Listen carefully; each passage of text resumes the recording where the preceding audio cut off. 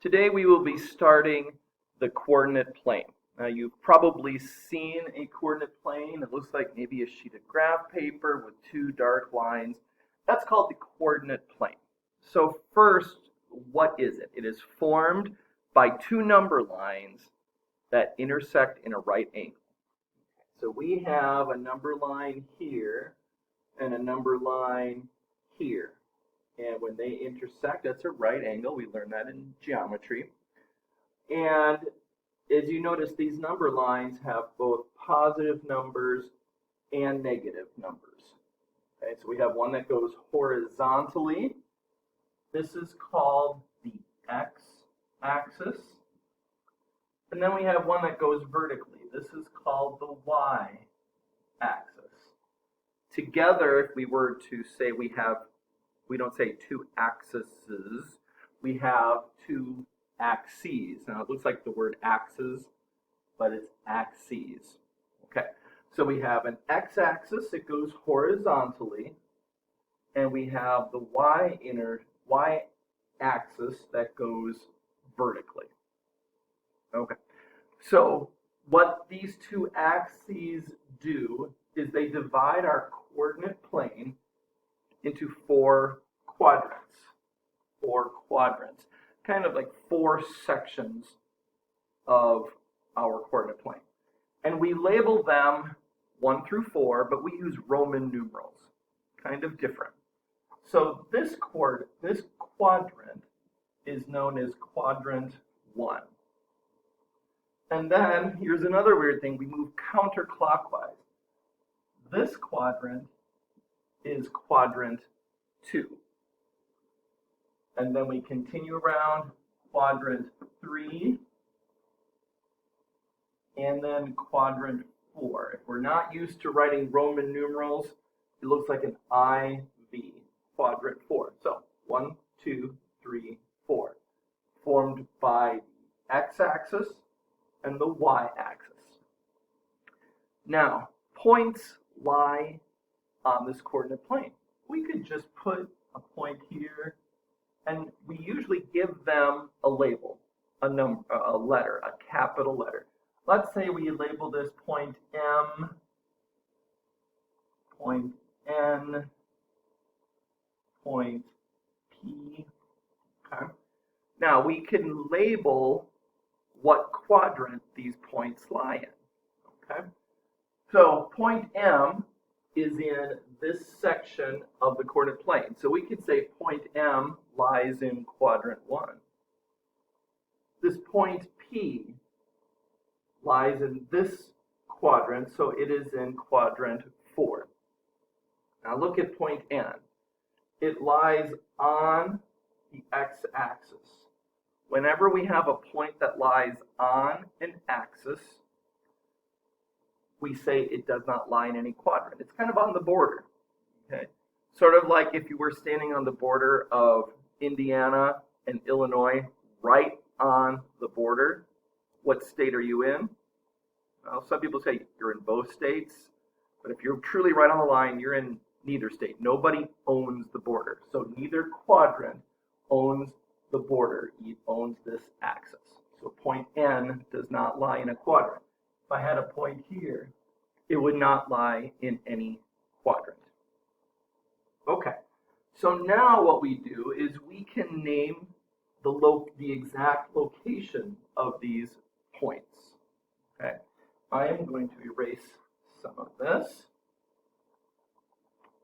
We don't need the quadrants anymore. So if I had a point, say right here, I'll name it point P. And I want to give it its exact location. We give it the coordinates. And what the coordinates are, it's in parentheses, and it's your x value and your y value. It's always in alphabetical order. Now this is our x-axis. So what we're going to do is we're going to first find out how many units away from the origin it is. Now the origin is this point right here. It's like where it all begins. And we say that this point is 0, Those are the coordinates. We're going 0 units left or right and 0 units up or down. Okay. So now to find the coordinates of this point P, I'm first going to go how many units to the left or right along the x-axis. So I'm going to go 1, 2. I'm right here. So my point P is going to have first a 2. Then we figure out how many up or down. 1, 2, 3. So I am now at point we say has coordinates 2, 3. That's exactly how you say it. Let's say we have a point over here. I'm going to label that point Q. So first thing we do is we're going to give it coordinates. We're going to put our parentheses, and we can put the comma in there. That separates the x from the y. The x is always first. So we're going to move from the origin. Now we're going to move this way in the negative direction. So we're going to go 1, 2, 3, 4. So this is -4. And then we are going to see how far up or down. So we're going to go up 1. Not too bad. How about we put a point right here? Let's label this point R. We want to find out what the coordinates are. So we're going to find out first our x value along the x. We're not moving left or right any distance. So we say it has the x coordinate of 0. Okay. Then we're going to figure out how far up or down. We're going 1, 2, 3 down. So it's on the -3. So the coordinates of point R are 0, -3. Okay. So now we could go in the opposite direction. Let's say we wanted to plot some points. Point T has coordinates 5, 3. Okay. And point U has coordinates -2, -6. And point V has a coordinate 4, 0. Okay. We're going to plot these points. In other words, we're going to put a point T so that it has coordinates 5, 3. So now we always know that we do the x first, and that's a 5. So we're going to count over 1, 2, 3, 4, 5, and then we're going to go up 3. 1, 2, 3. So here is point T. And you could just even use the numbers here rather than physically counting the spaces. So we just go to 5 and then 3 and see where they match. We'll do the same thing with U. -2, -6. So we're going to go 2, -2 on the x, and -6 on the y-axis. So here is our point U.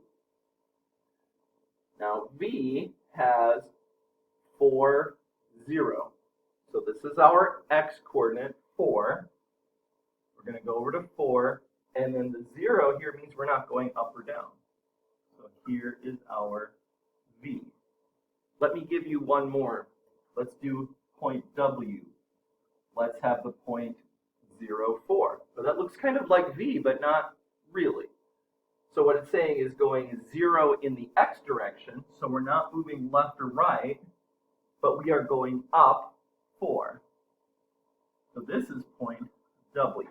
So you see how these are two totally different points. All it makes the difference is the order of those numbers in your coordinates. There is your introduction to graphing on a coordinate plane.